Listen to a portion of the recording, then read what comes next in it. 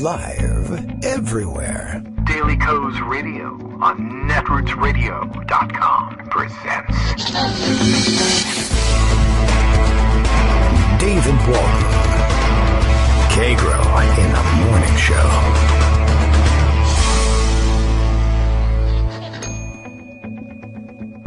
Now, here's David Waldman. Hey, good morning, everybody. How you doing? It is Friday. You've made it. It's Friday, September 14th, the dreaded Friday the 14th. Actually, nobody dreads that, but you should. It's just, well, the other one is arbitrary, so why not fear Friday the 14th, I figure. It's a rough day if you're in the Carolinas. It's a terrific day if you're here in Virginia saying, what hurricane? What are you talking about? Of course, I'm sure we'll get something in the way of rain later on, but, well, we dodged that bullet. Unfortunately, it all falls on the Carolinas. And if you haven't been watching television weather reports, if you're not one of the people that thrills at watching people try to stand up straight in high winds and get pummeled by rain and then talk about how terrible it is here and how you shouldn't be here, or whatever, then you will already know what's going on down in the Carolinas. I am not that person, so I have been completely ignorant of it, but I see here via the Twitter machine that Florence's first 30-plus inch rainfall total has been recorded already. So at Atlantic Beach, I believe that's Atlantic Beach, North Carolina. Yep, and by a U.S. Coast Guard station, they've recorded a 30-plus inch rain total already, a new North Carolina record. Congratulations to North Carolina for breaking that record. Let's see, where are we at here? We've got, let's see, oh wow, it's 12.54 inches of rain in the last 6 hours alone, I guess, according to this thing, and then it just, the totals just went up from there. So good luck to those of you dealing with that plus storm surge. And, well, if you're out of there, good for you. If you're not, good luck. I don't know. I guess the hurricane has weakened some in terms of the force of its winds, and that's good news. But as usual, most of the damage will be done by water and not wind. And so, therefore, something. And there's a lot of insurance that tries to duck out of paying for hurricane damage when it's damage done by water. They say, see, what you needed was flood insurance. We are natural disaster hurricane type insurance. And if the wind ruins your roof, you're covered. But water damage, that's up to you. So you got to be careful and make sure you have the right kind of coverage. Big day today. It's Friday. That means yesterday was Thursday. Normally that means nothing to me. However, as it turns out, it was a big primary day. Greg warned us that New York was going to have its primaries on Thursdays.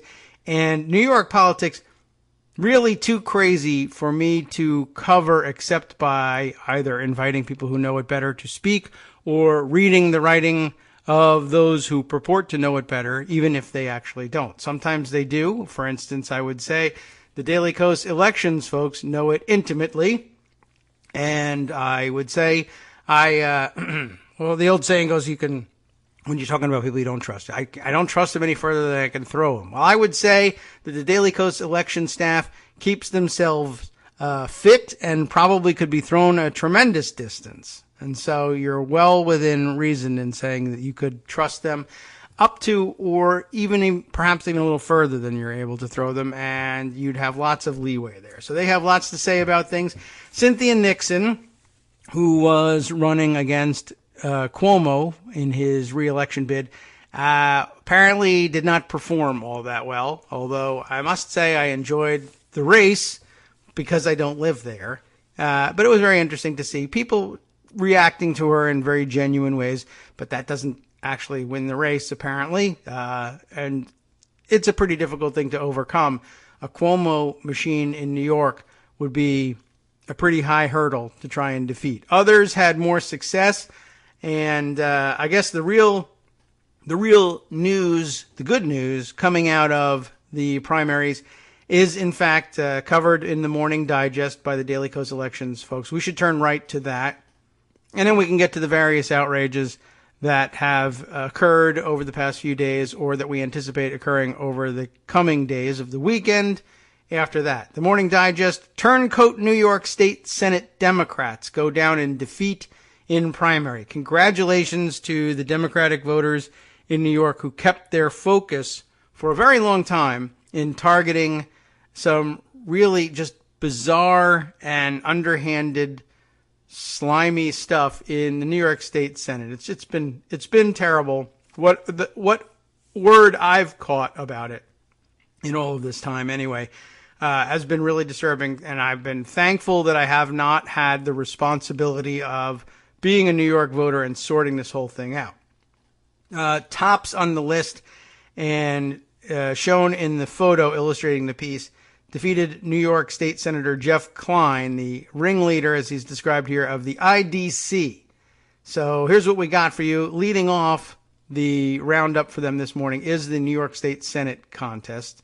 While Democratic Governor Andrew Cuomo beat actress and activist Cynthia Nixon 65-35 in Thursday's primary, 6 of his 8 allies at the Independent Democratic Conference, or IDC, lost their Democratic primaries.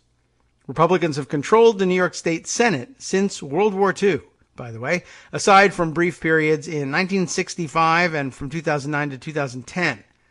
But Thursday brings Democrats within striking range of forging a real and lasting majority. Sounds good, right? The IDC's defeat was a long time coming. The group first voted with the GOP, or the GOP as I like to call them, although I always forget and call them GOP anyway. They voted with the GOP, yuck, pooey, everyone hates that, to give the minority party control of the New York State Senate in 2013, even though Democrats nominally had a majority. And they'd stuck with Team Red for years to keep them in charge and block progressive legislation. How frustrating, right? While the IDC announced earlier this year that they'd rejoin the mainstream Democratic caucus, their many detractors understandably were not appeased after years of dealing with the renegade senators and their pledges to reunify. In the biggest upset of them all, attorney Alessandra Biaggi toppled IDC leader Jeff Kline, who lost by a margin of 55-45.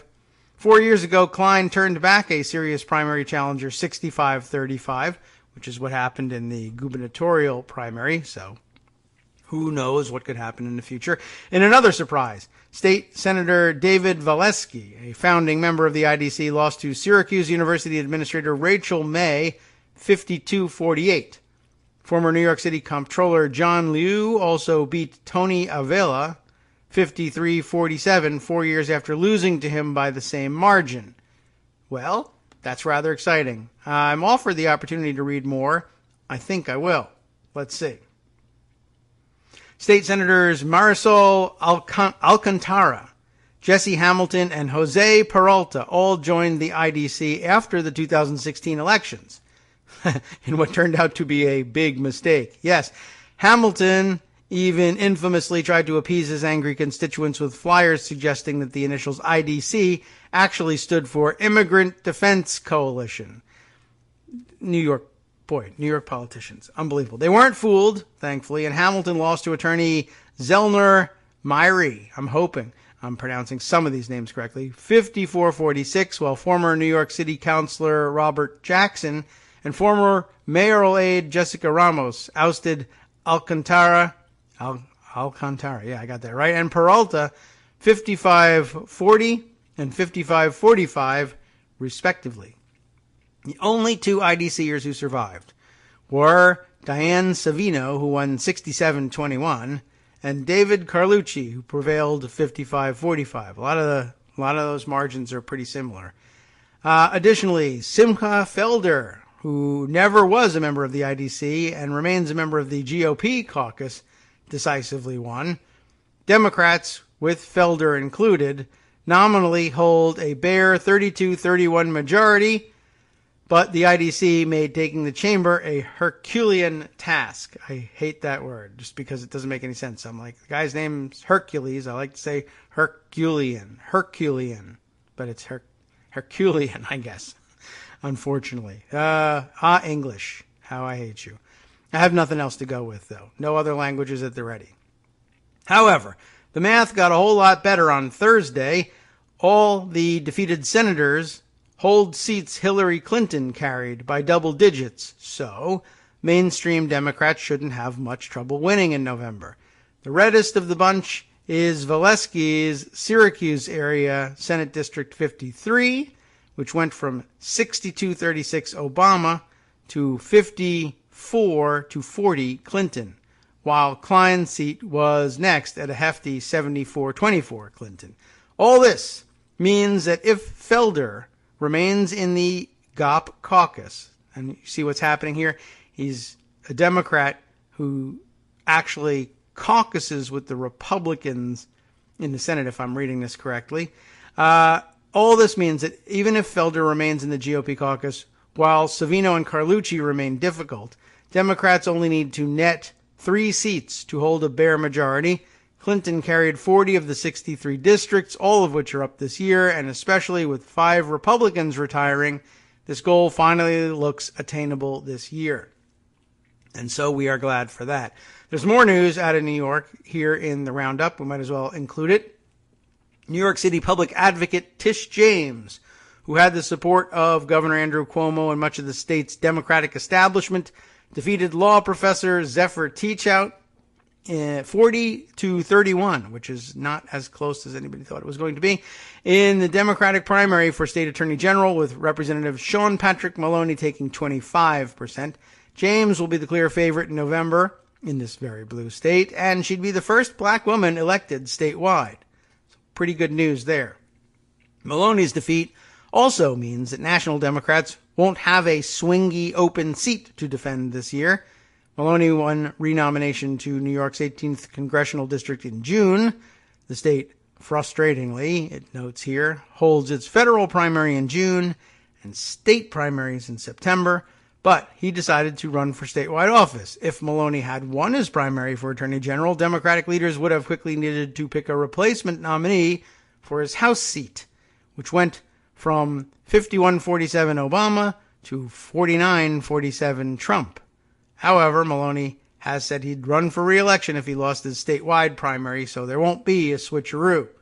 Republicans have nominated Orange County legislator James O'Donnell for this Hudson Valley seat. In this political climate, it's tough to see O'Donnell putting this seat into play against an incumbent, and we rate this race as safe Democratic. Thank you. I appreciate it. We should probably read all the rest of the roundup. We should probably do that every day. But, you know, we have a number of other crazy things to move on to.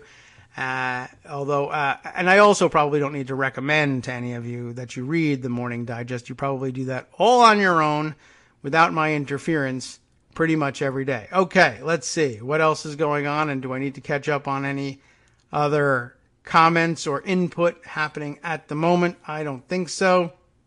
We could try and catch up on, I don't know. I think I'm behind on the Paul Manafort story. It's reported yesterday that there was at least a tentative plea deal on the table for him.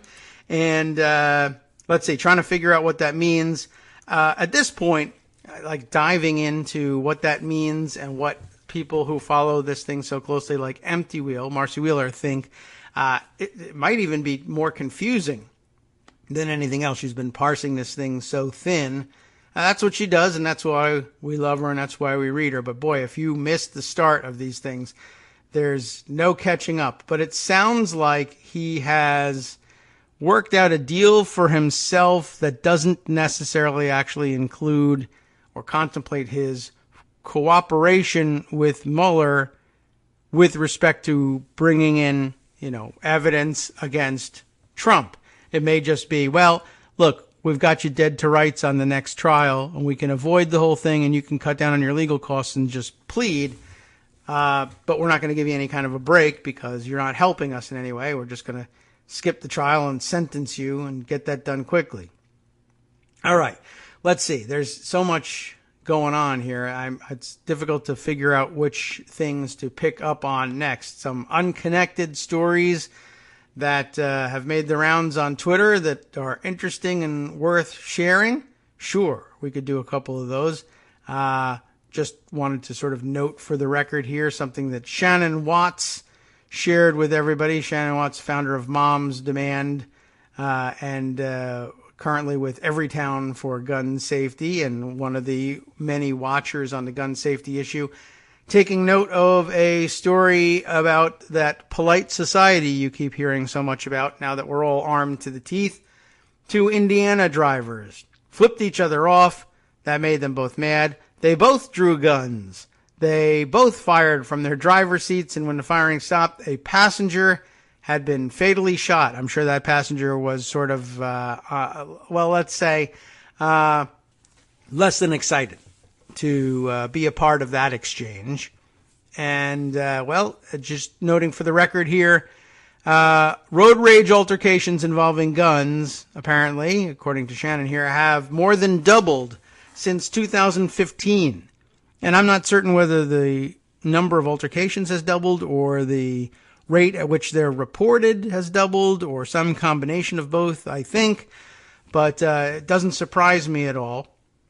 And it shouldn't surprise you. And I guess you can take away from it, yes, the old adage about an armed society being a polite society is a stupid one and bears no resemblance whatsoever to the way people use their guns in the real world. Just to check in on that story, now that I see the Indy Stars tweet on it, I get some sense of what happened here, and maybe it's worth looking into just for a second, because it leads us to another storyline.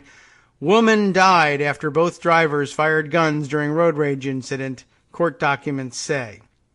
And what an interesting story. I don't know whether we're going to get this level of backstory to it, but, if you had to guess, wouldn't you assume that in the initial altercation in which the two drivers are flipping one another off, imagine, I'm just guessing that one of the drivers, apparently he's got a woman in the passenger seat with him. I don't know whether it's a wife, girlfriend, daughter. I wonder whether there was that moment of, right in front of my wife, in front of my girlfriend, how dare you insult me? And as a matter of standing up for one's manhood, out come the guns. And, a few minutes later, the person you were looking to protect, to defend her honor, to whatever it is, to defend your own honor in front of her, is now dead and can't see how honorable you are. Maybe the gun thing wasn't such a great idea.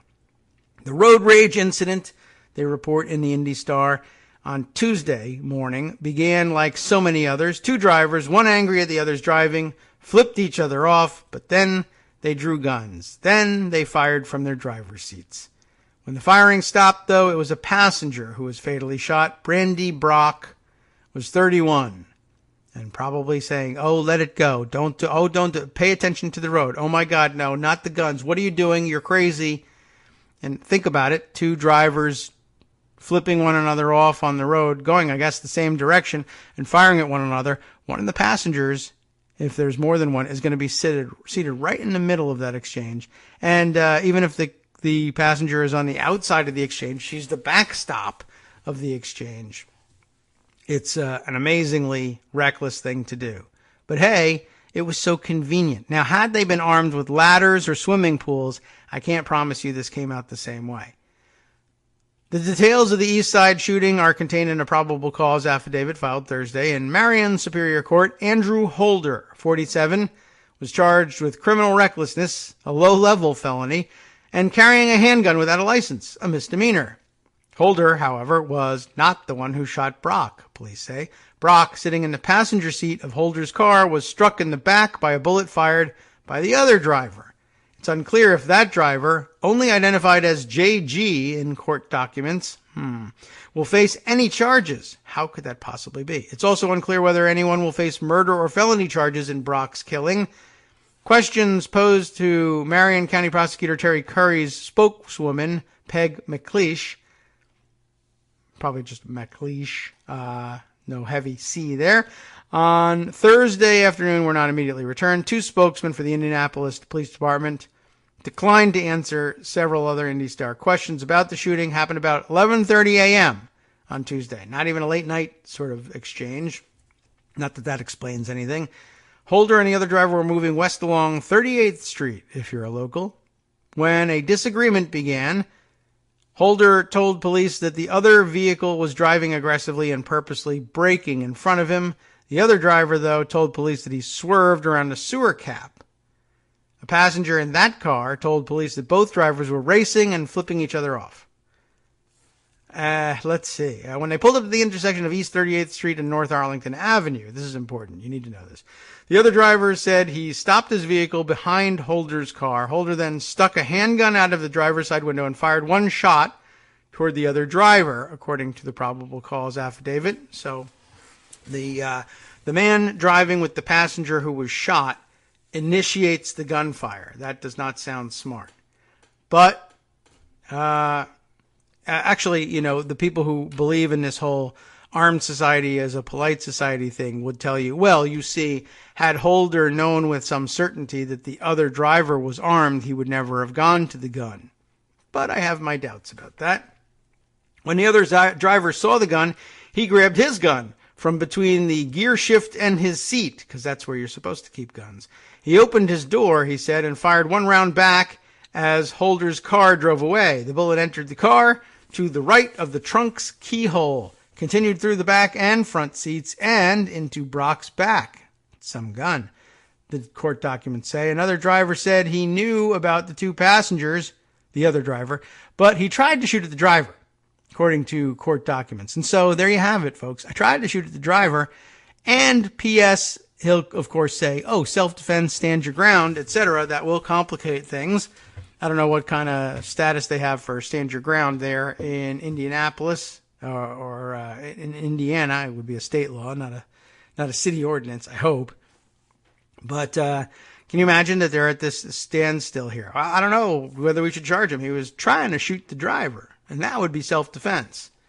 I don't know why you can't get charged for this. Maybe that changes soon. Holder, meanwhile, told police he did not have a gun, and no one in his vehicle fired a weapon at the other driver. Holder said he previously owned a revolver, but said it was stolen 5 weeks ago. Police did not find a weapon on Holder or his car, but a backseat passenger in Holder's car disputed his account. He's not happy. They put him in jeopardy, I guess. This, according to court documents, this passenger said he told Holder not to do it, but Holder pointed the gun and fired a shot toward the car behind them. The passenger then heard another shot and saw that Brock had been hit. A bystander interviewed by an IMPD detective also said the first shot came from Holder's car. The other driver shot back. After Brock was hit, Holder drove to a fire station seeking help for her. She was taken to Eskenazi Hospital and pronounced dead at 12:31 p.m. The other driver, meanwhile, called 911 and gave his handgun to officers. Well, we're beginning to see why this is shaping up the way it's shaping up. Meanwhile, though, honestly, if the guy's car is driving, if you wave the gun and the guy's car takes off, maybe you don't fire that shot. I still think this is gun culture dictating the outcome of this case more than any reasonable concern for public safety. If the guy fires a shot and drives away, or if he fires a shot and then you produce a gun and the gun's appearance prompts the driver to drive away, you don't take the shot. Producing the gun has produced the desired effect, and you don't need to take a so-called defensive shot. This is what makes it so difficult to count up the purported number, as gun enthusiasts love to do, the purported number of defensive gun uses in the country, just to prove in their mind that guns are used defensively and guns save lives, et cetera, et cetera. And I'm sure, guns are used defensively. It does happen. And I'm sure that there are cases in which guns save at least one life, even if they're busy taking another. But, of course, they also love to count. And these are the best examples. The incidents in which just the mere brandishing of a gun ends the incident. But these days, of course, everyone being armed to the teeth, according to the instructions from the NRA, brandishing a gun doesn't end the incident. Instead, it signals to the other participant, this is one of those times at which it's totally legal for you to discharge your weapon at another human being, a real live meat target that might die and you might get away with. So I'll go ahead and do it. I think that's actually been the outcome of teaching people at least, even if they don't pass these stand your ground laws, than at least notifying people that there are such laws. People don't necessarily understand, believe it or not, that the fact that there's a stand your ground law in Florida doesn't really necessarily help you in a gun battle in, let's say, Indiana. That might if you've also passed the same law. But very frequently, you'll find it, more frequently than you're probably going to be comfortable admitting, you'll find that, yeah, you'll bring in a potential defendant there and ask them about, well, why did you fire back? And they'll answer, well, stand your ground means I don't have to back off. I don't think they ever really know the duty to retreat, but this is the concept that they think has been abolished by stand your ground. And sometimes you'll have to inform them, yeah, that's Florida, and we don't have that. Although, many states do now, in copycat fashion, have stand your ground laws. But just the fact that they're out there is enough of a confusion to gun owners who are sometimes looking for any excuse they can to try it out and to take a shot at somebody if they think they can get away with it. All right. Our break is upcoming. We'll start up our music in about 15 seconds, but Armando is here. Armando will be on standby with you, I guess, until after the break. Yeah. But very good, and we'll check in with you. I assume you've got something to say here and there about the New York primaries. Right, and even if you don't, you've got 2 minutes to come up with something, and that's excuse enough. So, all right, well, hang on. We'll return after the break, probably returning at least partially to the New York primaries, but there are so many things we could be discussing, and, we'll bring them up one at a time and see if we can exhaust your patience. It's a real challenge. We'll be back in a couple of minutes then with more, so hang on and see if we can scare Armando away or not. No, never.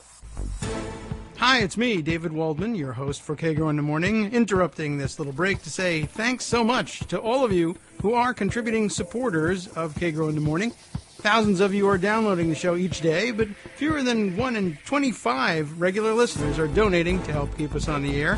For the money you'd spend on a single 3-minute iTunes song, we bring you 2 hours of great news and entertainment every day, 5 days a week. Patreon.com, Patreon.com makes it easy. You can find us there by searching KagroX or David Waldman or Kagro in the Morning or even Daily Coast Radio in their search box, and you'll be right where you need to be to make easy, recurring monthly contributions to support our show. Once again, thanks so much for your support.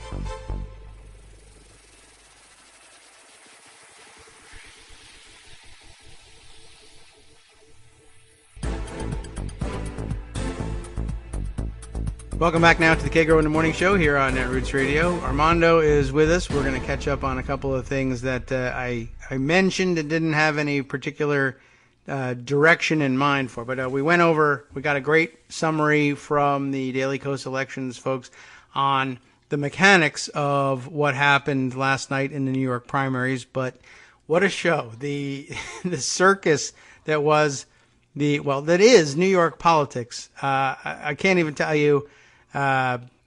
Maybe a quarter of what has come through the door on that has actually been read aloud on the show there. And, because it's so, I got to tell you, New York politics is so, I don't know what to say. It's so weird and backward and upside down and incestuous in so many ways. And it's so hyper partisan in a way, even inside of the, even intra-party conflicts are so vicious and are fought with such abandon. It's the articles that I haven't read on the air. I don't know, undermining the candidacies of various Democrats, some of whom have gone on to win their races. And, it's like dangerous to share some of the information until the general election is over, it seems like. And who knows whether it's true or not. But the prevalence, especially inside of the New York City boroughs, of competing Democratic clubs, just something you don't see anywhere else in the country, really, with the exception of perhaps precincts of Boston and maybe Providence. But New York is a place apart. Let's start with the worst thing about New York's politics. It's a voting system, which is a complete and utter disgrace. Turnout was huge for New York yesterday. 3 times the level of the 2014 primaries. By the way, people have probably already forgotten, but in 2014, 2 things I'd like to point out. First, Zephyr Teachout ran against Andrew Cuomo then and lost by 30 points, which is pretty much the margin that Cuomo won by today. The other thing you should know, just like the clubs and the machines, there is reality to that. And more than that, the unions are very powerful still in New York Democratic politics, particularly. They used to be important in Republican politics. New York Republicans used to appeal to them very strongly in many ways. There was a time when, I don't know if you recall, but Planned Parenthood used to try to woo Republicans. It was a famous race in 2016 when they endorsed Chafee over Link Chafee, Link Chafee, over now Senator Sheldon Whitehouse. And we at Daily Kos, me and Marcos particularly, who were always ripping at people more than most anybody else, said, what are you talking about? He's going to vote for, at the time it was Frist, as Senate Majority Leader. That's insanity. That enough is a reason not to support him. But similarly, the unions used to woo Republicans, and that actually seemed more defensible because you could still get fairly union-friendly legislation passed in a Senate that was more mixed. But those days are long gone, and unions have understood that, and I think Planned Parenthood has as well. But the reality is that stuff still is, that old time politics is still a big part of New York, still a big part of New Jersey, as you know, David, as well, and it shows still today. The other thing I would note about the New York primary is a lesson that I just don't know why the left doesn't learn it. The lessons are now manifest. The lieutenant there was the Nixon Teachout ticket had a third candidate that people never talked about. His name is Juman Williams. He's a New York City councilman. He's African American. They ran him for lieutenant governor. He ran 12 points better than Nixon. And though she was in a 3-way race, he ran 18 points better than Teachout, or 17 points better than Teachout.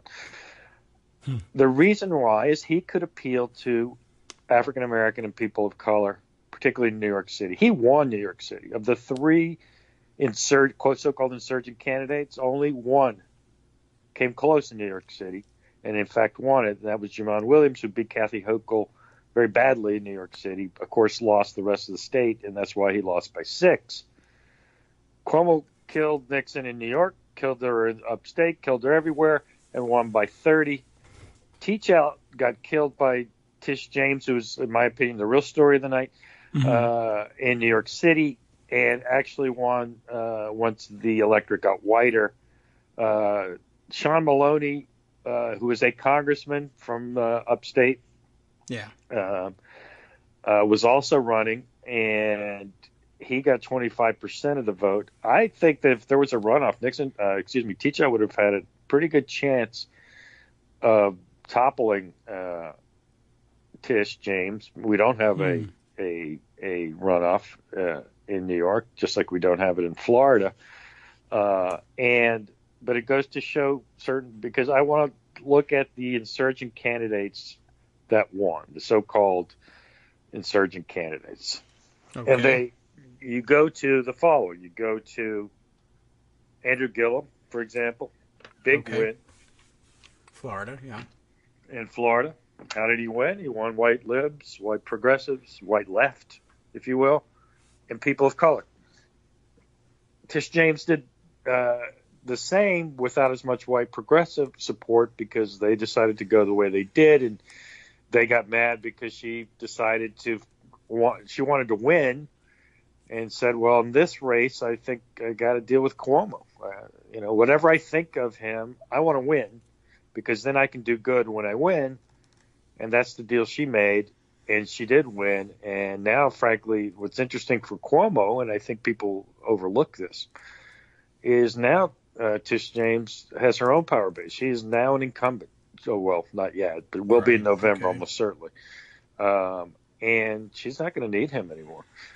And she'll be at pains to separate herself from him. So I think that it's the biggest progressive win, because just so you know, the New York Attorney General's race is the holder of that seat is the de facto heir apparent. The lieutenant governor is not considered the heir apparent to the governor in New York. And I'll go back through the history of it. Elliot Spitzer was the Attorney General of New York when he won the seat. Andrew Cuomo, when Spitzer has a problem, Andrew Cuomo was the Attorney General.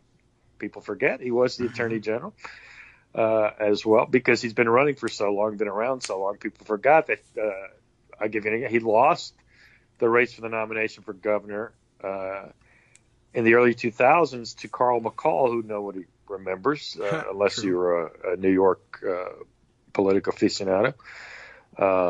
And he was in the wilderness for a while, came back and ran for Attorney General and won. And then when Spitzer had his downfall, he stepped in the shoes and now has won his third term. You would expect that Tish James would be the next governor of New York, all things being equal. I don't know if Cuomo will try to run for a fourth term. Maybe he will, maybe he won't. But remember, there's always resistance at the third term. His father lost when going for the fourth to George Pataki. Yes, a Republican did win in New York in 1994. And then Pataki actually held for 3 terms. It's kind of interesting because he was one of the more successful Northeast Republican governors, and people think of him as a joke now, which is kind of funny. Yeah. Remember, he ran for president. I do. 2 years was a ago. joke. And he was at the kids' table.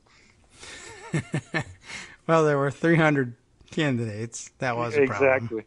So I think that 3's enough, and I think that if Tish James becomes the governor of New York, you will have the most progressive governor, frankly, ever. I would think. She came from the Working Families Party. Didn't? Yes. She won her council seat not on the Democratic Party line, but on the Working Families Party line. She beat the Democratic nominee or the Democratic candidate in her race. She is of the left, and the abandonment of her because she wanted a practical win and made a decision. She didn't change who she was. She wanted to win. Winning matters in politics, right? Turns out, yes. She didn't compromise her ideals. She didn't make any say, well, now I'm going to be for the death penalty or anything like that kind of stuff. She just said, okay, he's the governor. I'll run with him. He's a jerk. He's this and that. As I said, I say on Twitter, nobody hates him more than I do. And I'm not a big fan of his late father either, like a lot of people. But she didn't change, and she found a way to win and win convincingly. That's an important skill for a politician, David. Yes, winning. It's tops. It's an important skill. I agree. It's an important part of the process. The argument, the debate's important. All of that matters. But the thing that matters most is the winning. Well, yes. I mean, there's no way to put a finer point on it. It has to happen. And I think people forget that. And there are ways to be influential without it, but that's got to be a focus of what you're talking about. Now, the other thing I'd like to remind people of, because it's apparently everyone discovered the IDC was bad this year in the national media. If you don't know what the IDC is, it was the Independent Democratic Caucus, which in my opinion, I don't have the facts, but in my opinion was something that Andrew Cuomo encouraged around in 2012, 13. There was these breakaway Democrats who decided to caucus with the Republicans, defeating the Democratic majority in the Senate. It was despicable. It was a betrayal. Those people were terrible.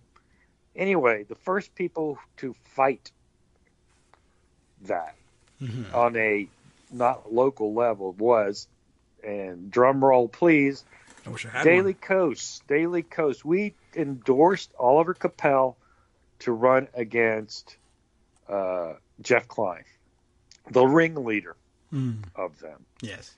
And we fundraised for him, and nobody else cared but us and, certain people in New York. And we got stomped. We lost by 30. There just wasn't enough energy. We couldn't do it by ourselves. That's the way. But then Trump happened, and you got a lot of local activism going in New York, which is not as common as you would think, because most of it is clubs and machines and all that. It's not that grassrootsy. I know that may sound counterintuitive, but it isn't. It is very institutional based and machine based. Trump is why the IDC got beaten more than anything else. It wasn't Cynthia Nixon, and it wasn't this person or that person. We got the candidates. We got the people inspired. Trump did most of that heavy lifting, to be perfectly honest. And that's why Jeff Klein lost. And that's why 5 other former IDC members, because Cuomo, being Cuomo, finally disbanded the IDC and made a deal and said, all right, I'll endorse you guys if you agree to come back into the fold, yada, yada, yada. But the voters didn't forget, and most of them lost. So, but the fight didn't start this year, and just because people like Matt Iglesias and Chris Hayes and people like that discovered it this year, Daily Coast was on this years ago, and put our money where our mouth was and our support, and we failed. But, you fail, you come back, you fight again. Important. And thank God the climate was better, and it was an important change. So, yes, the IDC, but the notion that it just sprung up because Cynthia Nixon ran for governor is frankly offensive and wrong. Yes. And it shows a bunch of dilettantes who don't know what they're talking about, but still get paid a lot of money to spew nonsense, which is kind of frustrating because, frankly, you and I should be making all that money. I don't get any for New York, but this I happens very frequently. We run into this all the time. Right. Any number of issues. Your own personal experience with the filibuster. I mean, you were 10 years ahead of your time, or 7 years at least. Some number of years, it feels like. And people just discovered, this is new. No, it's not new. We've been here fighting about it for years and years and years. Yes. Not to mention the number of people who have made careers for themselves on watching the gun issue. Not that there weren't going to be people involved in it, but the particular approach that I took to it and a number of articles and studies that it's generated on gun accidents and the number of kids that are killed in gun accidents in particular. Somebody was going to draw someone's attention, certainly, but there you have it. Just one of many things that we've been out on front on, and that a particular segment of the media delights in reporting at the end of the first round of the campaign that we were ineffective and unhelpful with, that then become tremendous national successes a few years down the road. While we continue fighting for them, we don't abandon them, but then the success is credited to anyone else who came along afterwards who didn't fight in the first wave. No, and look, it's funny because you remember Garrett's Frankie Ruda, right? Or you know her? Yes, of course. Yeah. Fake name for the original fake news. She's real. I'm kidding. Well, Garrett, I think it's Garrett, so I hope I'm pronouncing her name right. Garant. She teased me last night because she said, because I talked about wanting to win and why Tish James should be getting more credit and how important a progressive victory it was. And she said to me, I remember when you were you at Daily Coast were the outside progressive insurgent, blah, blah, blah. And I said, yeah, we were and are really still.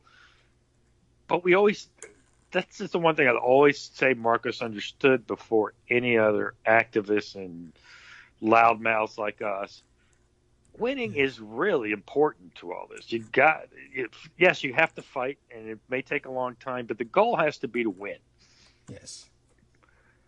And a lot of the times, the ideology that we would adopt, I always remember one of his early endorsements was for a fellow named Brad Carson, who was running, I believe, for either governor or senator of Oklahoma. He was a congressman, Democratic congressman from Oklahoma. And Carson, being from Oklahoma, was, sort of a blue dog. Right. But it was Oklahoma. Well, how can you be for Carson? He's for this and that. Because we want to win. We want to win. I remember there was someone from South Dakota who was really a blue dog, Stephanie Herseth. Mm-hmm. Man, these are ancient names and ancient times. But as I pointed out to her, yes, we were all those things, but we knew that the end game was to win. It wasn't to make a point. It wasn't to be able to yell everybody's corrupt and awful. It was to win. Mm-hmm. And winning for your ideas, but that translates into winning elections. I mean, that's what it ends up being. And convincing the people that are going to win the elections that your way is the right way. So it just seems to me that's where New York and the Tish James campaign in particular is such an important lesson that I wish people on the left would absorb. Zephyr Teachout has run 3 times. She's lost every time by a lot. Races when she's been the insider, when she's been the outsider, she's just not going to win. She's not a winner. Cynthia Nixon was a novelty. Nobody would run. Credit her for putting herself in the arena. But now, in hindsight, they should have run Jamon Williams as the top of the ticket. He would have done better and maybe dragged Teachout across the line. Those things didn't happen. And I don't think anyone wants to absorb those lessons. They're all writing pieces about what Nixon won. Nixon didn't win anything. She lost by 30. The IDC wasn't her win. It was everybody's win, defeating the IDC. So I don't see them learning. I don't think they want to learn because I don't think they think winning is the goal. The goal is whining. Well, the goal is winning, certainly, and at the outset. When you don't win, it's like then moving the goalposts. You say, well, all right, well, things happen, things change, and I can understand that. I certainly there's often a lot of truth to it if you say, well, okay, I haven't won the seat, but and I don't know whether this is the case in this race, but in a lot of races, you will move the winning candidate in your direction. Sure. You move public opinion in your direction. All these things are true. But yes, eventually, the hope is you eventually will win. Yes. Exactly right. So those are my thoughts on the New York primary. I don't know if you visited this issue yesterday, but Donald Trump's outrageous tweet certainly yes. about Puerto Rico, the deaths being faked by Democrats. Yes. And we've forgotten about it already. It's only a day, and it's sort of just receded, sort of. Not in certain places, but right. This guy, President of the United States tweeted that as if he was Alex Jones. I think, who am I thinking of here? Nate Silver tweeting yesterday. It's a lot of competition for the worst thing that he's ever tweeted, but I think this is it. I don't disagree. It's on many levels. Number one, it's just plain offensive. Yeah. That anybody would tweet it. That the President of the United States is tweeting out complete nonsensical. I mean, it's not even as if there was this. I mean, unless I missed it, this didn't come up from some Reddit subthread that then made it to Tucker Carlson. I don't think Tucker Carlson has ever said that I know of. And of course, after the fact, Lou Dobbs ended up saying it. But Lou Dobbs, Yeah, I don't think you're right. It's a different provenance of this. I think it's just he just has always thought it. He just made it up, but he makes these things up all the time, And Woodwards said, I know you guys think he's really crazy, but you have no idea how crazy he is. And I don't know if Woodward. You remember Woodward used to try to normalize Trump early on. And I think that by doing this book, I think there's two things that made Woodward's book negative to Trump. Mm-hmm. One, Trump wouldn't talk to him, and I think Woodward said, "I'm Bob Woodward. You have to talk to me," and I think he took it personally. Could be, but I also think he probably got scared by the conversations he was having. You mean just like finding out how nuts he was? Yeah, I do. Maybe. I think so. Interestingly, Woodward was on with Hugh Hewitt this morning on Hugh Hewitt's radio show. I know this because Hewitt tweeted it out. You didn't turn on the radio and find it. I would never listen to Hugh Hewitt. I never watched him on TV. I would always change channel. I think he's one of the most despicable characters that you'll ever find. But what he said was interesting. He said he challenged Woodward if the people who talk to you agree to the release of your tapes, because he records conversations, Woodward does, would you release them? Woodward said, yeah. Okay. So Donald Trump, I'd love to goad Donald Trump into goading people to release. Oh, and all make right. like he just said, I wasn't anonymous in the op-ed, the 30,000 people. Well, I released Bob Woodward. Make them all release Bob Woodward. That would be fun. Somehow I believe he still wouldn't do it, but maybe. No, be very he's going to exciting. say, I mean, the old thing, oh, that wasn't free and voluntary. That was coerced. The old dodge. I remember that dodge when people, they'd have these sign letters. New York Times just goes, oh yeah, but that was coerced, so it's not a real release. Okay. So, but it would be funny to see. So there's that on that issue. And it gets me to getting to Trump. Gets me to Manafort. Okay.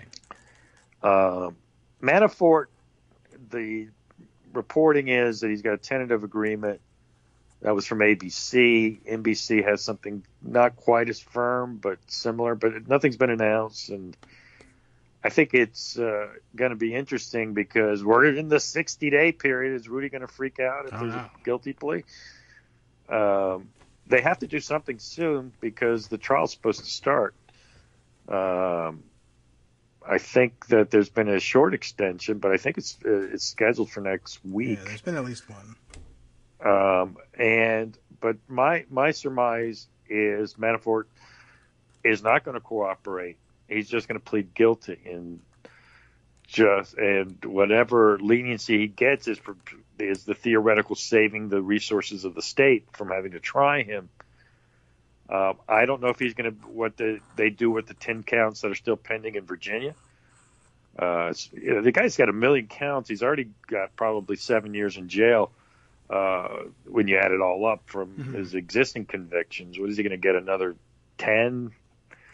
Is he going to have 17, 20 years? He's 75 years old. Yeah. Why is he doing this? What's the point? Well, save money, but that's nice for his family. But he doesn't seem that selfless to me. No. I think the idea, frankly, is he's going to hang out for a pardon. Maybe he'll do some time, and Trump will pardon him. The day after a re-election win or loss, something like that. So that's my take on that. The other thing, of course, you probably talked about yesterday is this joint defense agreement that Trump is in with Manafort. That I haven't. You've heard about it, though, right? I don't think I have. Well, let me tell you the story. Yeah, please Rudy do. Giuliani, again, talking more than he should, confirmed that there is a joint defense agreement.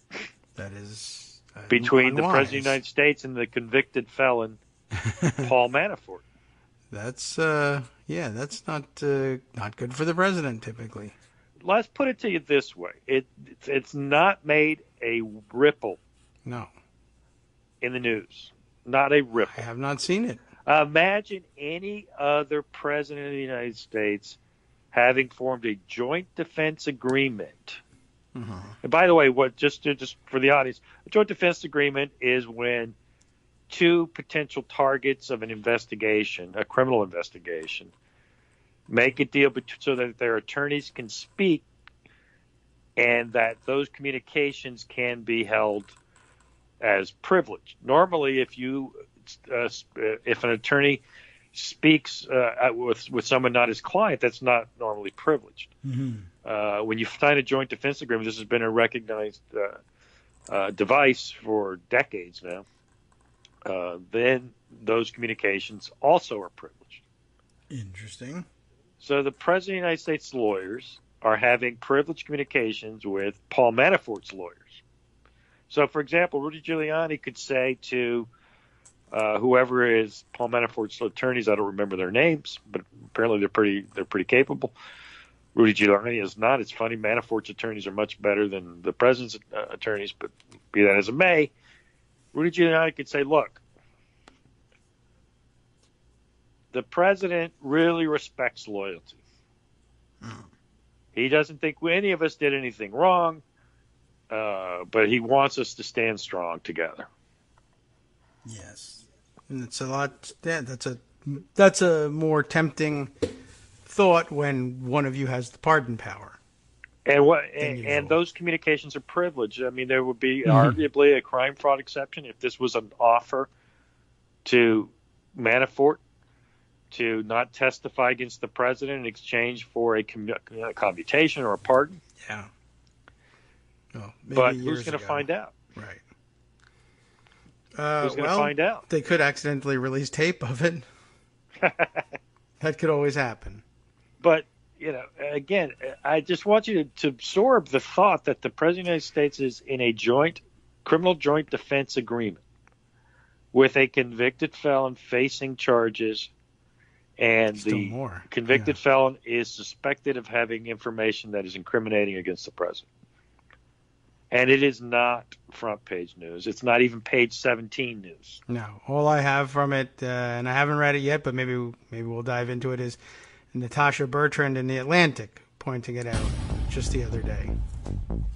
So we're up against our top of the hour break. We can certainly return to the subject after a short break. I'll scan through the piece here. I knew I had heard something about it, but I knew I hadn't read that which I had put aside on it, so I couldn't speak to it intelligently. But it's remarkable, one, that it exists, and two, that, everyone's sort of la-di-daing their way past it. Pretty amazing. We'll return to it just in a minute from now.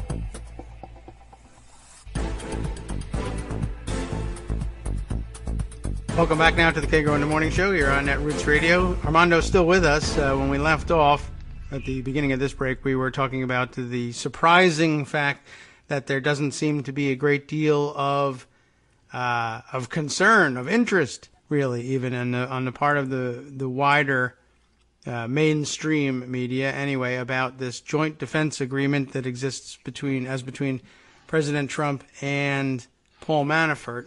You mentioned I did put aside one article on it, and I have not yet had a chance to read it, from Natasha Bertrand in The Atlantic. Title of her piece, How Trump and Manafort Are Helping Each Other in the Russia Investigation. That's intriguing enough.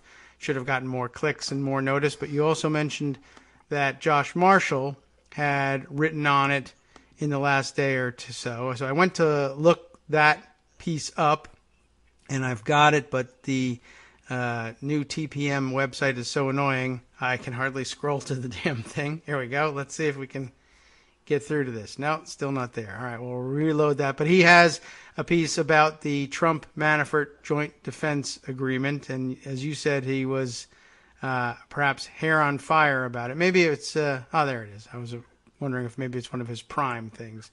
But I've got it. But when I searched it up on Google, I also got this hit, which I guess only makes it a bigger puzzle why it's not of more interest. This was a piece from July 2nd of this year. Why is Cohen ending his joint defense agreement with Trump? Trump has joint defense agreements with everybody who's getting convicted in this case, apparently, some of which are ongoing and some of which were ended. The Michael Cohen one is over at Cohen's behest.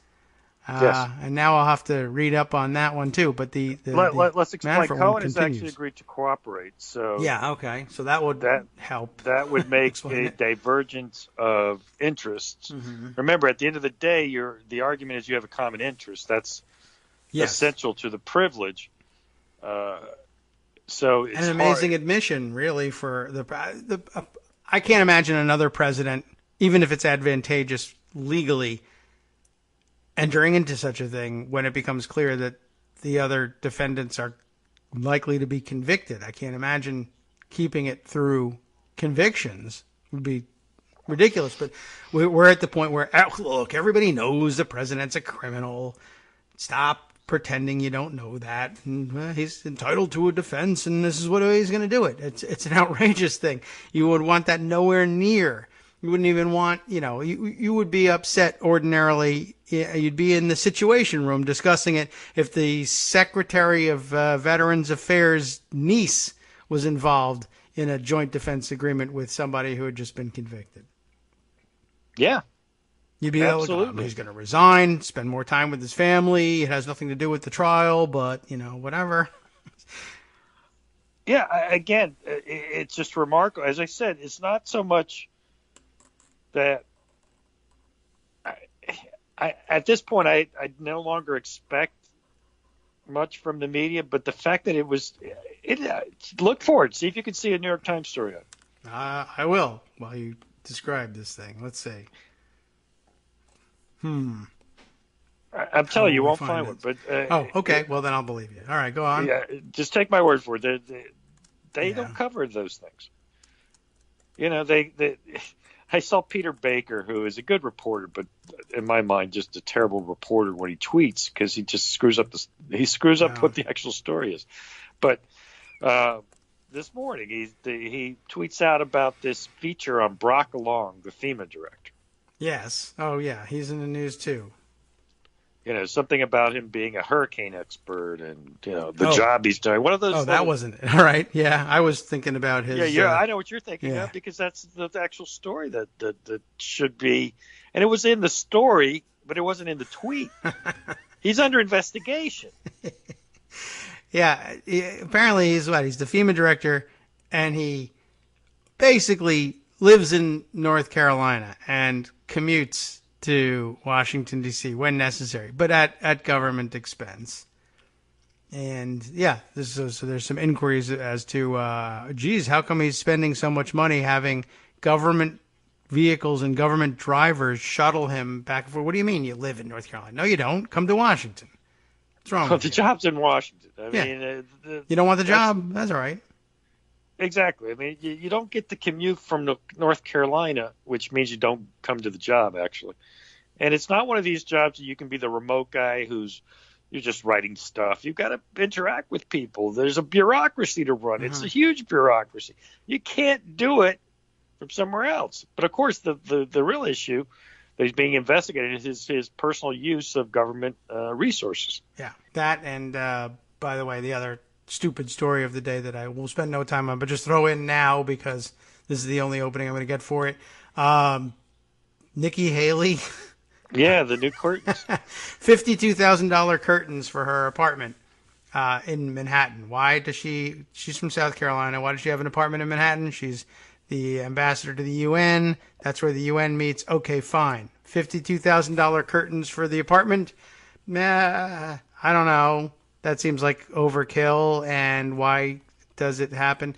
Well, apparently something close to $30,000 of that price is the curtains. The other half of it is their motorized curtains. I can only guess at what that, I'm sure if you live in a fabulous Manhattan apartment, there's vast window expanses that, it's very troubling if you have, say, I don't know, carpal tunnel syndrome or whatever, and dragging those curtains all the way across.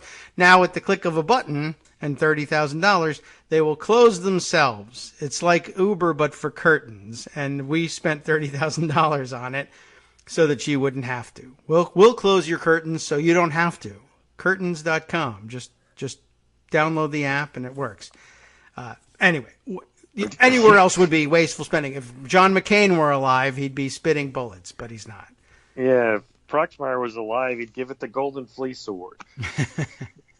Nobody remembers that except you and me. Well, luckily we still have McCain's and Proxmires running around. Yeah. Hooray. Yeah, so, okay. In theory. Yes.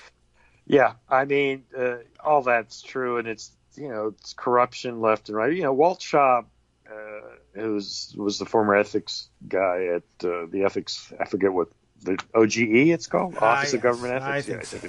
Who knows? It's close. He talks about it coming from the top, and he's not wrong.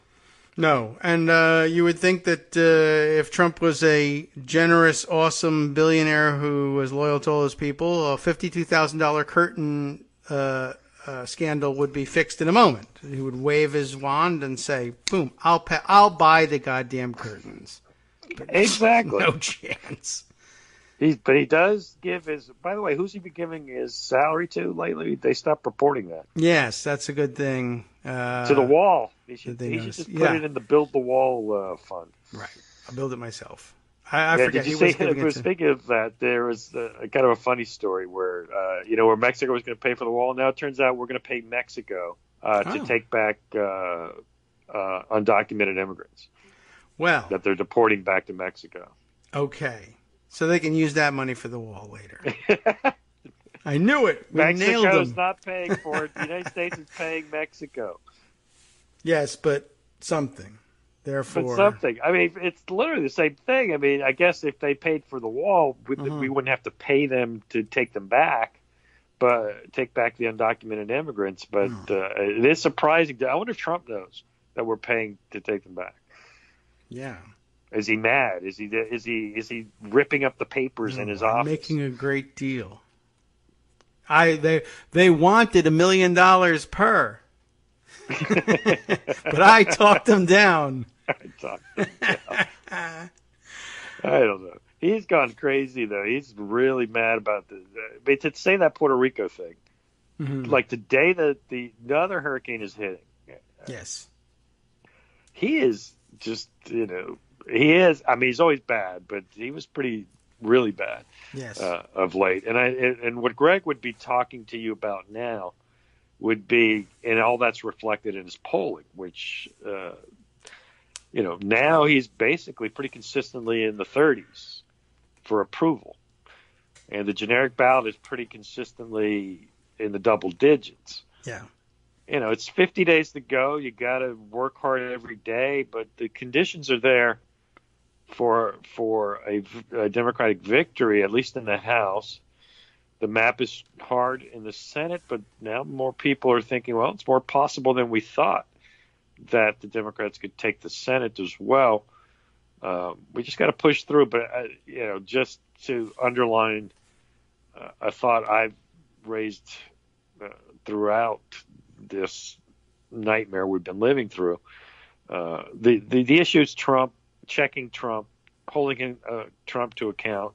That's what the vote for Democrats will mean. Maybe it can mean other things too, but that's the main message, and that's what we need to promise voters will do, and of course do it. I think we will do it if we win, we being Democrats, and I think they're ready to do oversight as it's supposed to be done. But we'll see. Yeah. I'm going to talk about one last thing and then hand your show back to you, which is this letter that Dianne Feinstein apparently received via Representative Anna Eshoo, and it was sent to her by a constituent, I suppose. Yes. Anna Eshoo's a Democrat from California. And we kind of know what the story is, but no one's reporting it straight out. And in theory, from what I'm hearing, I don't know if you've heard differently, it seems to be sometime in the past when he was a much younger man. How young? Yeah. High school. We're not sure. High school, I've heard. Story, yeah. Which, again, depending on what he did, is a little far in distance. I don't know how much impact that would have. Right. Well, and the woman has not come forward publicly, and until she wants to, or at least be interviewed by whoever needs to interview her, I don't know where this goes. But it does highlight a point that I think is important. Yesterday, in the Senate Judiciary Committee, the hearings are over, but they're still voting on release things about document release and things like that. Well, there was a motion to ask for a subpoena the 100,000 White House documents that were withheld. Remember, there's committee confidential documents that the committee saw, but they weren't supposed to release, which now no one's paying attention to. People are releasing them left and right. The Republic didn't fall. Though Judicial Watch did file an ethics complaint with the Senate against Cory Booker. No. I don't know if you saw that. I didn't. They did. And I guess anybody can file an ethics complaint with the Senate? Let's try. Let's try. I have a complaint with Mitch McConnell. He's an unethical man. What do you mean specifically? Everything. Everything about him is unethical. Right. Until you've investigated every possible thing. Everything he does is unethical. There's nothing he does that is actually ethical. So start investigating. It would be easier to do that. Yes. Yeah. So then there's these 100,000 documents that were withheld, which you got to wonder what's in there based on what we saw that they did release. True. And I don't know if William Burke still runs the Senate today or yesterday. William Burke was the attorney who was doing the review. He's a private attorney who also represents one of the targets in the Mueller investigation, which I think is kind of interesting. You have a joint defense agreement? No one pays attention to conflicts or ethics at all anymore. It's just unbelievable. Well, nothing matters. Nothing matters. God. Anyway, the 100,000 missing documents, they put it to a vote. Yes. And you'll be surprised to learn that the vote was 11-10 not to seek those documents. Outrageous. There are 11 Republicans on the committee, and there are 10 Democrats. That explains it. Mexico will pay for the documents. That's the way the 5-4 decisions are going to go, too, by the way. The Supreme Court, if and when Kavanaugh sits there. Yes. Oh, the 5 Republicans voted not to require Trump to respond to the subpoena. Yes. What a shock. And by the way, what happens to when you were saying, there could arguably be a crime fraud exception to the privilege. Yeah, not anymore. Yeah, not anymore. Yeah, the court decided that exception doesn't. One time only, like Bush v. Gore. No crime fraud exception there. Well, presidents can't commit crime, so there can't be a crime fraud exception by. Exactly. Yes, there you go. That's right. You can't indict them, and you can't investigate them, so you don't even get to find out if there's a crime fraud exception. That's right. And the things they do aren't crimes. Presidents don't crime unless they are, of course, under investigation by me. Personally. Right. That's how narrow this is. Well, if I'm on the investigation. Right. They're guilty. Oh, yeah. Well, of course, that's another little development. Ken Starr's out there with a book. A lot of chutzpah that guy has. But he did say the president can be indicted. But he said he wasn't constrained by Justice Department guidelines because he was independent by statute. Well, that is the thing. He did not have to abide by them.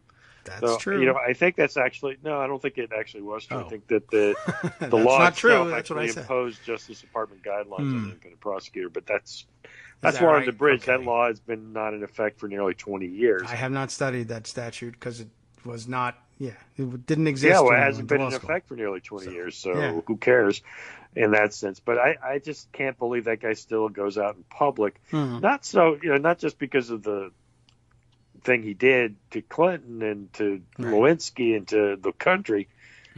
But the guy was fired from Baylor University because he covered up his sexual assault scandal. Right. Which, in the wake of what's still pouring out at MSU, I would say perhaps needs to be reopened. Absolutely. And, of course, what's pouring out at CBS. Oh, yes, right. Well, that one I haven't followed nearly as close. Neither of them really have been top of mind for me, but you can't help. There's too much going on, but it's these monumental scandals. A guy, I tweeted this when he was out on the morning shows, and I said, Bill Clinton did a book with James Patterson, something about the president's myth. I forget what the book is called, but whatever. It's a book, and for some reason, Trump, Bill Clinton wanted to do it. It reminded me of when we interviewed the former senator in Washington, you and I, in his office, because he was pushing his novel. Yes, I remember. Right, I've got the novel downstairs. Right. So anyway, but when Bill Clinton was out there being interviewed, he was asked, of course, about Monica Lewinsky because it was in the middle of Me Too and whatever, and he got a little heated about it and whatever. It was a 2 or 3 day story. Good, all right. And why won't Bill Clinton apologize to Monica Lewinsky? I watched Star be interviewed on both CNN and MSNBC. You know how many questions he got about Baylor, which happened last year? You know how many questions he got about the Baylor scandal? Well, I'll leave if you ask me that. Yeah. He got no questions about them. Of course not. I have my doubts about whether or not people remember that, even whether reporters remember that. And, I mean, what can I tell you? Television news is the worst thing ever. And nobody does it well. Nobody.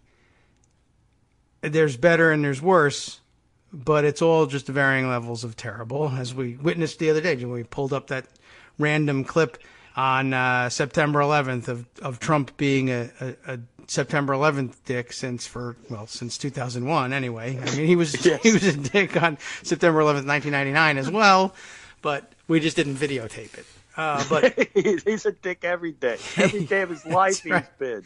He's got more February 29th dickishness than anybody in history. So every 4 years, he's that bad. But watching him be or interviewed after the fact, I guess during the 2016 campaign by George Stephanopoulos about, you said that there were people, dancing on the rooftops celebrating the towers coming down in Jersey City, and everybody says that's not true. When he just tells them, well, it was. It was true. Yeah, I did see it. I saw it with my own eyes on television. People that died, they didn't die. No, they didn't. Democratic ploy. Right. And all Stephanopoulos is able to do, because we got to go to commercial or something. Yep, I need to move on. I want to move on, he said. I want to ask you some more important questions. What more important questions do you have for candidate Trump at that point? Nothing. None. You're absolutely right. So you don't have to cover more ground. Press him to death. Why are you lying about this, Mr. President? Yeah, about for candidate Trump. Right. You're sitting here just lying to me. What are you there? What's the evidence? Where did that come from?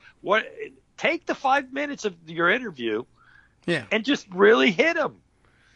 But no, I want to move on to something else. I want to ask you about something of substance, and I can almost appreciate that impulse, except what in the hell is he going to, the answer isn't going to be substantive. Tell us about your tax plans. Well, they're going to be great. They're going to be beautiful. People are going to love them. They're going to be terrific. You're fantastic, absolutely right. Wonderful. The media still to this day does not know how to handle this cretin, this depraved, racist, ignorant, mentally deranged cretin, and they just don't know what to do. They're bad at it. I mean, they're bad generally, but their incompetence in the face of Trump is so bad that it really has damaged the country in ways that are hard to fathom. I do want to remind you to where I started with this, and then I'm going to let you go. I do want to hear about this. Right, the letter. But it goes back to the fact that he's got a joint defense agreement with a convicted felon, and nobody's saying a word about it. That should be like that. Why hasn't we had to get a White House response to that? Oh, I no idea there. I just, but I assume just because they figure the less we talk about it, the better. If they even know what it is, which they might not. They would have known what it was if Bill Clinton was doing it. Oh, that's true. Then they would be experts. Or frankly, anybody. George W. Bush, if you like. There's something wrong here. True. Before we end here, one of the other topics that we deviated from, did we get out what you wanted to about the letter that Feinstein has got? Oh, well, I didn't finish, right? Yeah, that's okay. We got distracted because Trump is horrible. I think it goes to the point, though, of this rush to get this done. It's really only been a few months, and they haven't seen all the documents. And the fact is that the National Archives is still said they can't get you everything till October anyway, and it's still happening. This is all going to be over. They say they're going to go to a vote on the 20th. I don't think they're going to stop. Do you? No. Right? And I mean, I hate to say it. I hope somehow, Susan Collins and Lisa Murkowski vote no, but I honestly don't expect it. And I think he'll be a justice before the month's out. Well, maybe. And then I think we need to start immediately drumbeating the illegitimate Supreme Court, and it needs to be reformed, and there needs to be more justices to undo this injustice, and yada yada yada. And that idea will start now, and maybe it'll happen in 5-6 years, just like everything else that we do, right? Yes, it maybe. takes a while. I guess that's possible, and maybe this time, right. People would be willing to say, hey, we ought to fund this from the get-go, because without funding, they've been able to make these things work in incredibly short time periods, really. But, for online, our online lives and our online news cycles make it seem like an eternity. But changing, for instance, the filibuster rules in a matter of 5 to 7 years, considering that when senators themselves engage in that battle, it takes upwards of 20. Yep. Pretty good.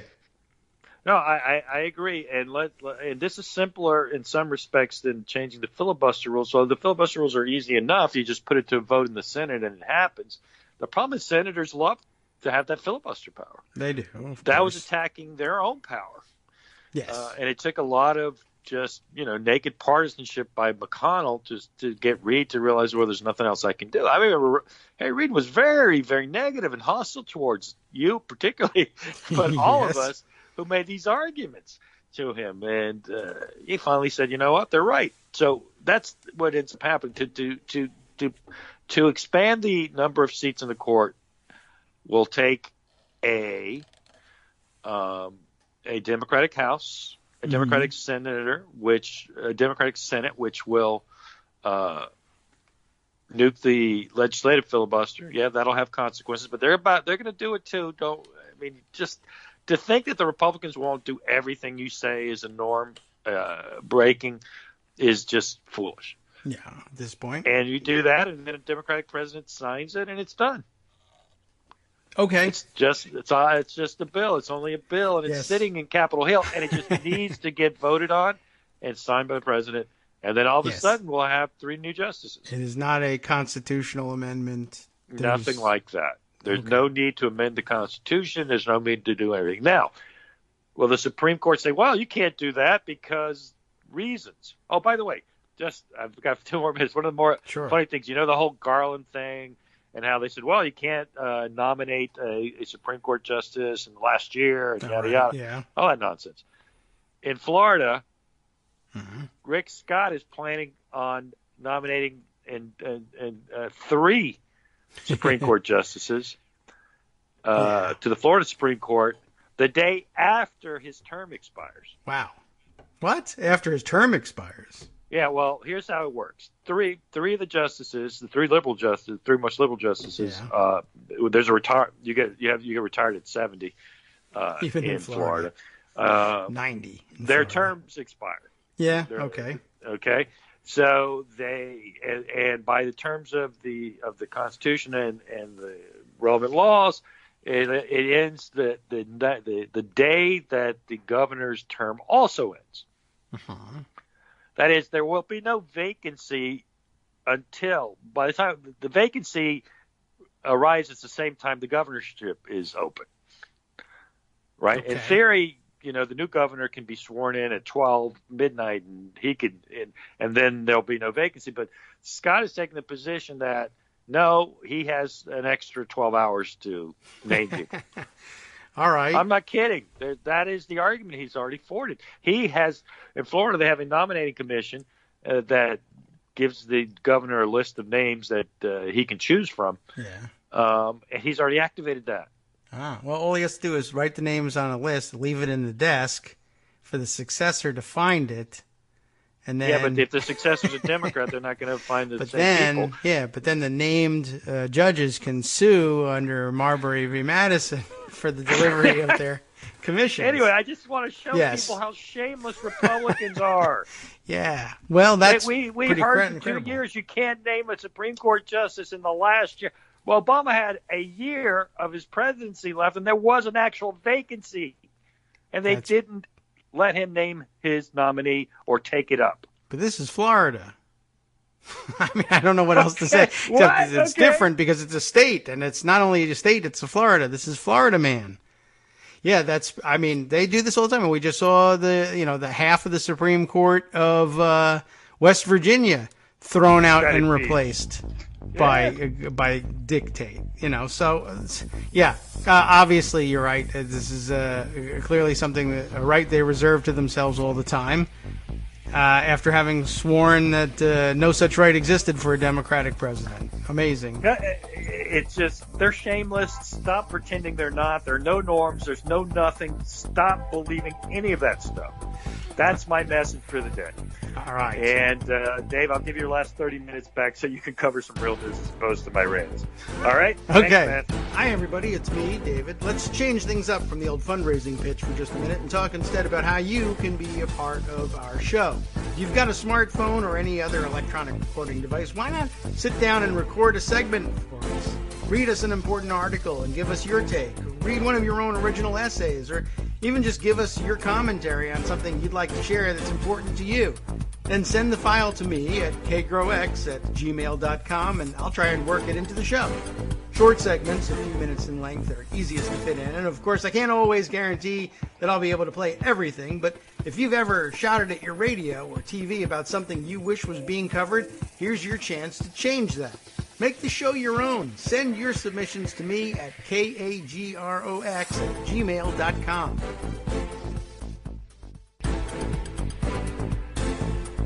Welcome back now to the Kagro in the Morning Show here on Netroots Radio. And let's see, how do we jump back into the rest of the news cycle? Well, the first thing we can do is bring you this incredible true story. I mean, actually, I'm reading off of the pop-up ad that came up in the way of the incredible true story. Paul Manafort will enter a guilty plea in his second trial. This is breaking news, I guess, from CNN. I think we all knew it was coming, but here it's here. And Caitlin Polance has it, and she's giving it to us here in all of about 2 paragraphs, because breaking news, as you know, really means short news. We don't know what's happening news. It's happening. We don't know why or what's contained inside. Special counsel has indicated Paul Manafort is preparing to plead guilty today.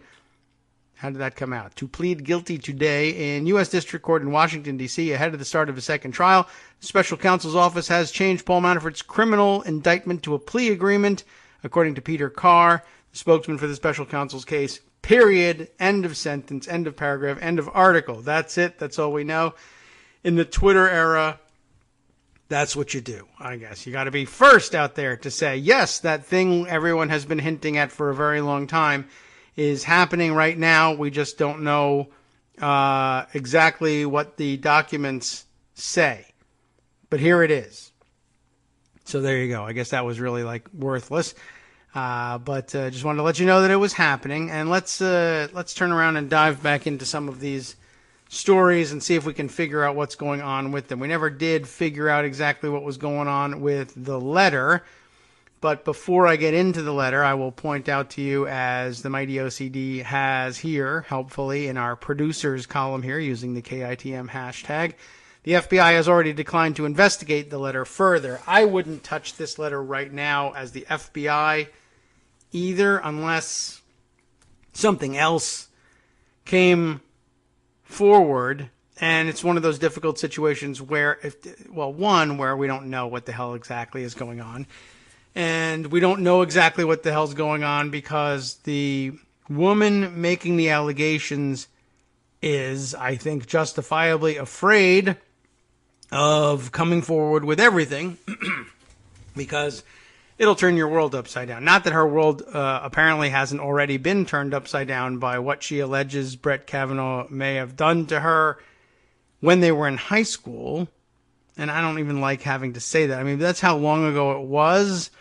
But if it's the sort of thing that one suspects it may have been under the circumstances, I don't know if it matters at all when it happened. It ought to be discussed.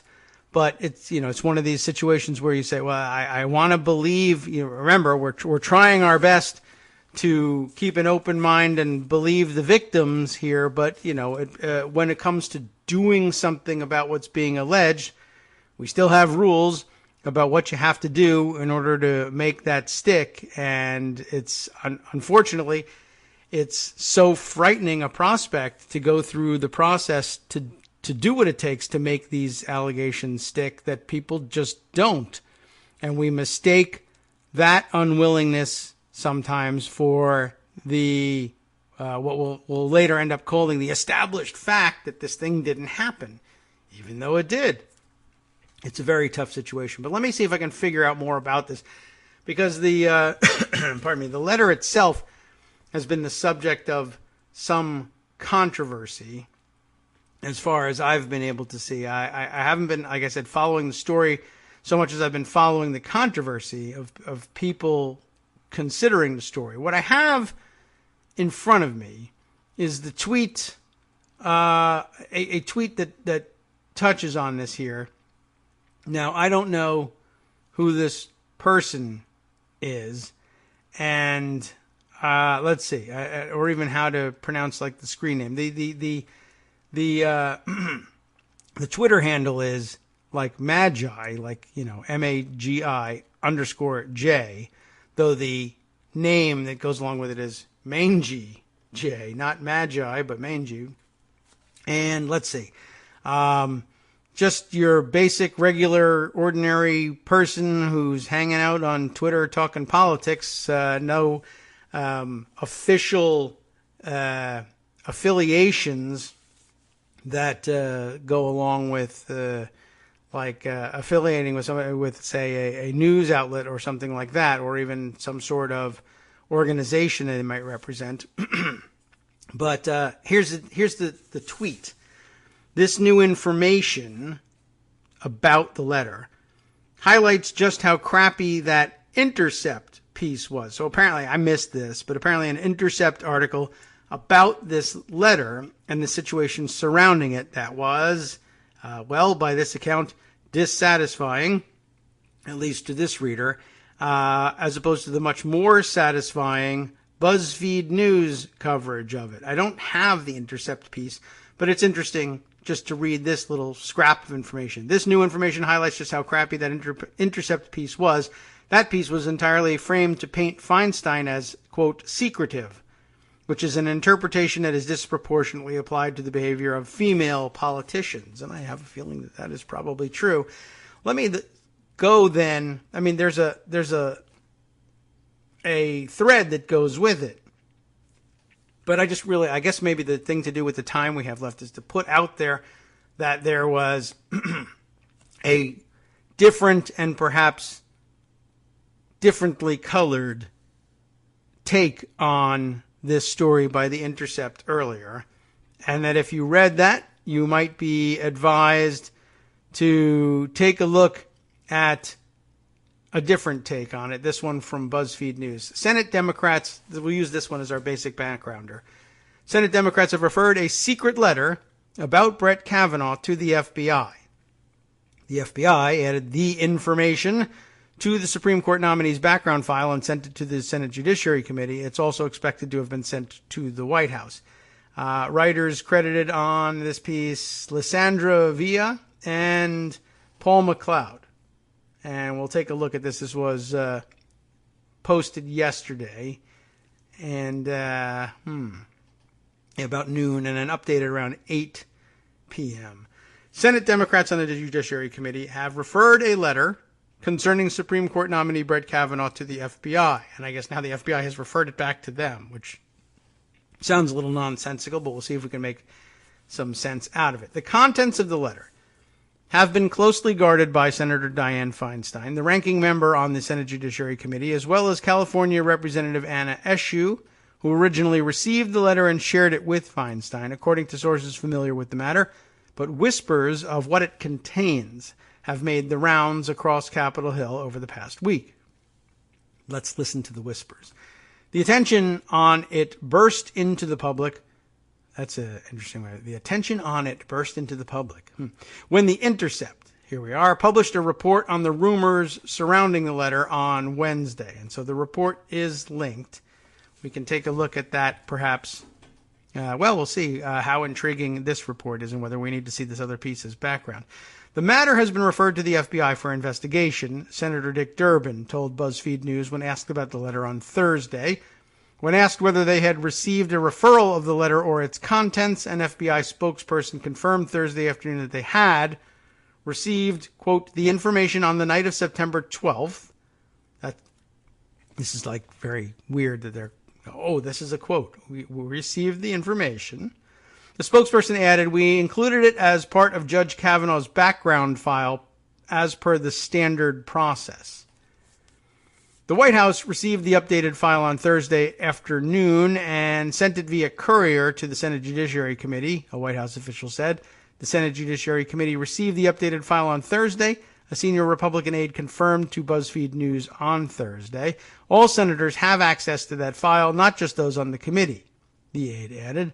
Democrats on the Judiciary Committee had previously asked to see the letter, but Feinstein declined. The background file is a physical copy kept in the Senate. Most senators have already left Washington due to Hurricane Florence. The aide said that Committee Chair Chuck Grassley has not seen the information that was added to Kavanaugh's file. He was en route back to Iowa by the time it arrived. Of course, Iowa set to be devastated by Hurricane Florence. But hey, now so's Washington, D.C., so you know these guys had to leave. That's a very interesting sort of procedural note on all this. Suppose it's this devastating piece of news with highly credible evidence to support it. Senators may never see it because they've left town for the weekend and the information is contained in a physical file that sits in the Senate Judiciary Committee offices. How interesting is that? Could I get a copy of that and read it in Iowa? No. Okay, fine. In a statement earlier Thursday, Feinstein confirmed that she had referred the letter to federal investigative authorities. Was that the Federal Bureau of Investigation? I can neither confirm nor deny that. Okay. Wow. Does that mean it wasn't to the FBI? No, it was. Okay. Why didn't you just say so? Because I'm a senator. That's why. I have received information from an individual concerning the nomination of Brett Kavanaugh to the Supreme Court, Feinstein said. That individual strongly requested confidentiality, declined to come forward or press the matter further, and I have honored that decision. I have, however, referred the matter to federal investigative authorities. That'll explain her secretiveness about it. She was asked to keep it a confidential matter and not spill the beans before others, in an investigative capacity could take a look at it, I guess. BuzzFeed News contacted the woman believed to be the subject of the letter at her home last week. That had to be disconcerting for her. She declined to comment. BuzzFeed News has not been able to confirm the contents of the letter. The lawyer believed to be representing the woman was seen leaving Capitol Hill Wednesday evening, shortly after the Intercept story dropped, and just as Judiciary Committee Democrats were huddling in the Senate lobby. The lawyer, Deborah Katz, has not confirmed that she is representing the woman. She also declined to comment Wednesday, saying, "There's nothing to say." When asked about the letter and rumors surrounding its contents last week, Eshu's office said in a statement to BuzzFeed News, "Our office does not discuss casework." They declined to comment further. Interesting. I mean, it really is actually interesting that they consider it casework. That's the terminology, in case that's not immediately clear, that covers work you do to help constituents, on behalf of constituents who contact you seeking their Congress members' assistance on something. Anything from, I'm not getting my Social Security to I want to tell you that a Supreme Court nominee is a sexual predator or whatever. You write to your member of Congress, that's casework now. All right, so there is no criminal investigation related to the contents of the letter, a source said, at least not yet. The Republican aide, said that Republican and Democratic staffers on the Judiciary Committee had a routine call with the FBI in late August to discuss Kavanaugh's background file, but Grassley's staff was unaware of the letter or the information in it before Wednesday. Grassley also told reporters he did not know anything about the letter other than what had been reported. That's because the letter is in Washington and he's not. A judicial nominee's background file includes information that the FBI gathers during the background investigation, including information reported by the nominee, reports about the FBI's interviews with other people about the nominee, and any documents or other materials that were turned over. Once the investigation is complete, the file is provided to the White House and the Senate Judiciary Committee. Sounds pretty routine. It's considered a highly sensitive file. Only a handful of staff on the Senate Judiciary Committee are allowed to handle it, and it's kept under lock and key in the White House and carried around in a bag with a lock on it. If senators have questions for a nominee about information in the file, they can ask about it during a non-public closed hearing that takes place as part of the confirmation proceedings. Senator Chuck Schumer's office told BuzzFeed News that he, quote, has not had access to the letter, but believes the Judiciary Committee is handling it appropriately. In a statement Thursday afternoon, White House spokesperson Kerry Kupik dismissed the letter as an attempt by Democrats to defeat Kavanaugh's nomination. Throughout this confirmation process, Judge Kavanaugh has had 65 meetings with senators, including Senator Feinstein, sat through over 30 hours of testimony. They're going to list the litany of hard work he's done to get to where he is now. And then the big kicker in this is not until the eve of his confirmation has Senator Feinstein or anyone raised the specter of new information, and that's in quotes, about him, Kupek said in a statement. Yeah, because the letter showed up now. Throughout 25 years of public service, the Federal Bureau of Investigation has thoroughly and repeatedly vetted Judge Kavanaugh, dating back to 1993, for some of the most highly sensitive roles. He has served in the Office of Independent Counsel, the White House, and the D.C. Circuit Court of Appeals, all before his nomination earlier this year to serve as Associate Justice on the Supreme Court, which says nothing. I guess it's supposed to be taken to mean that he's been fully vetted and nobody who had withheld information before could possibly have information to add now, which is, of course, not true. Senator Schumer promised to oppose... Okay, so all of this, Kupek's entire statement is reasons why you should disbelieve the letter. Senators Amy Klobuchar, Chris Coons, and Richard Blumenthal, all Democrats on the committee, declined to comment on Thursday. So let's see. The updates on the story, all included in what we have read to date, just so we know which things were added after they were originally posted. First, there was the addition that the story had been updated with a statement from Feinstein. I guess they didn't have her statement when they first went to press. Then updated with a statement from the White House, the one we had to yada yada because it was a nothing burger. And then thirdly, updated with the statement from the FBI that said, yeah, we put it in a folder and gave it to the Senate Judiciary Committee. Interesting. All right. I'm just kind of curious now about that Intercept report and our Twitter correspondent's reaction to it. The Intercept report. Okay. Well, I can imagine kind of what this is like based on having read the tweet storm. I see Ryan Grimm, the reporter on this one. Ryan Grimm, not a big fan of Dianne Feinstein's, but interesting, though, that I'm curious whether his take on it is as negative as they say. The Democrats on the Senate Judiciary Committee have privately requested to view a Kavanaugh-related document in possession of the panel's top Democrat, Dianne Feinstein, but the senior California senator has so far refused, according to multiple sources familiar with the situation. And I guess the idea here is that it's framed, the objection is that the refusal is framed as some sort of weird secretiveness as opposed to, hey, I got this thing and I don't know what to make of it, and they've asked for confidentiality, and the proper procedure at this point would be to refer it to the FBI and see what they think about it. So I'm doing that, and I'm not leaking about it. And I don't know whether that makes Ryan mad or what. The specific content of the document, I mean, there's many ways to see this thing, I suppose. I'm curious whether I'll agree with any of this one. The specific content of the document, which is a letter from California constituent, is unclear, but Feinstein's refusal to share the letter has created tension on the committee, particularly after Feinstein largely took a backseat to her more junior colleagues last week as they took over Kavanaugh's confirmation hearings with protests around access to documents. The letter took a circuitous route to Feinstein, the top-ranking Democrat on the committee. It purportedly describes an incident that was relayed to someone affiliated with Stanford University, who authored the letter and sent it to Representative Anna Eshoo, a Democrat who represents the area. Different sources provided different accounts of the contents of the letter, and some of the sources said they themselves had heard different versions, but the one consistent theme was that it describes an incident involving Kavanaugh and a woman while they were in high school. Kept hidden, the letter is beginning to take on a life of its own. Well, you got to investigate things, don't you? Eshoo passed the letter to her fellow Californian, Feinstein. Word began leaking out on the Hill about it, and Feinstein was approached by Democrats on the committee, but she rebuffed them, Democratic sources said. Feinstein's fellow senators want their own opportunity to gauge whether or not the letter should be made public, rather than leaving it to Feinstein to make that call unilaterally, which she didn't do.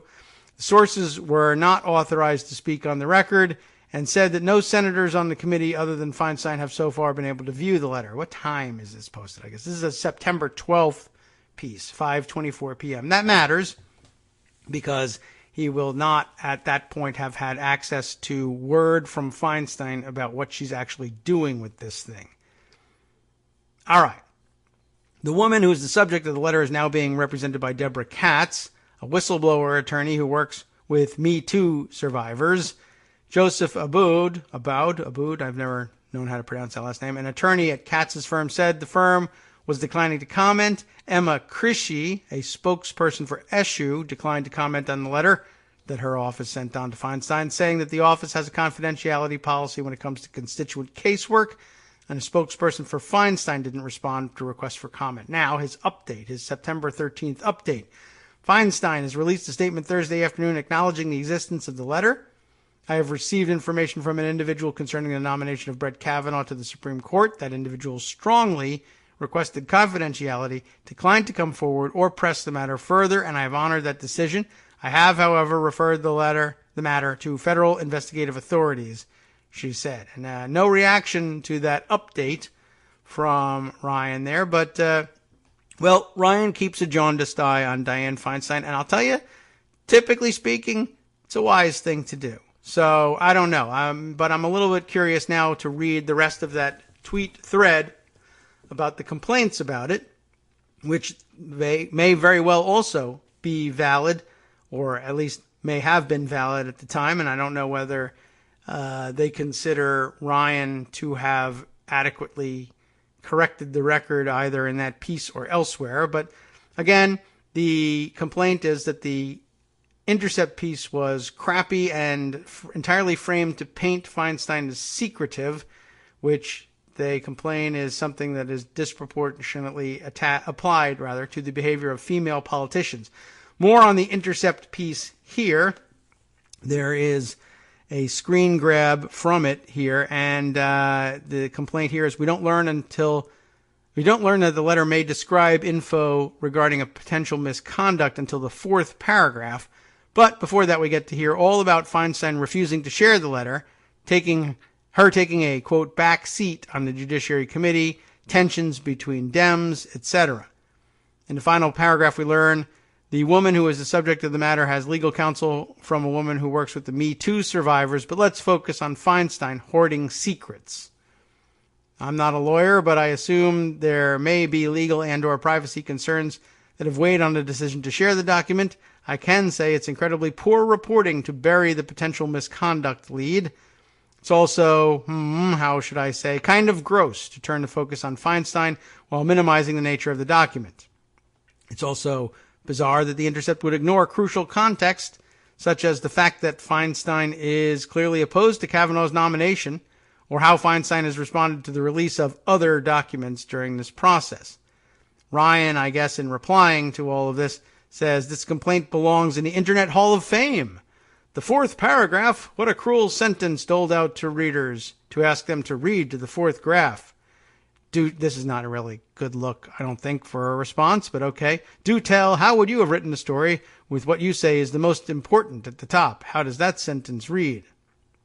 Well, there's one other answer here from Michael Cunningham, who says, I like The Intercept and support it financially, but this is a very weak response.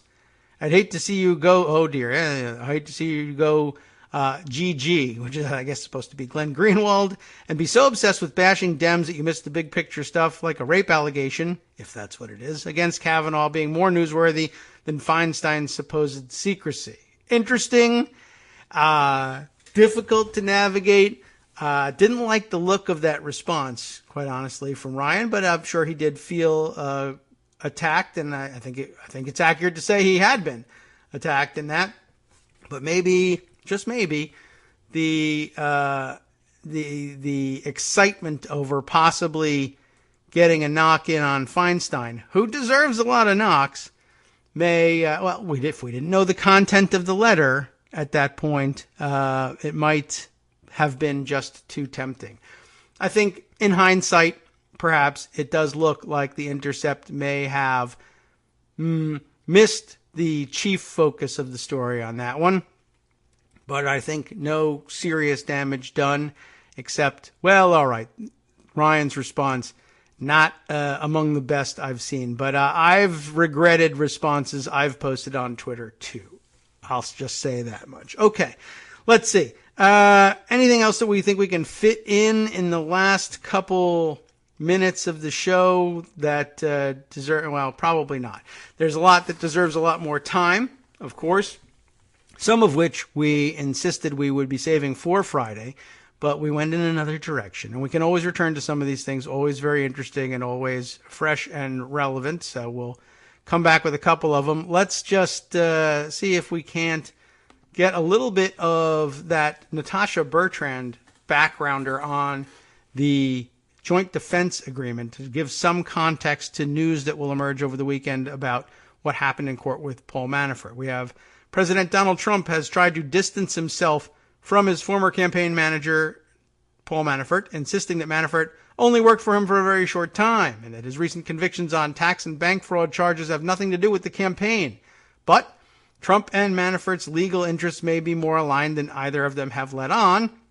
According to Rudy Giuliani, the president's personal lawyer, believe it or not, Manafort and Trump are part of a joint defense agreement that allows them to share confidential information about the Russia investigation under the protection of attorney-client privilege, just like Armando told you.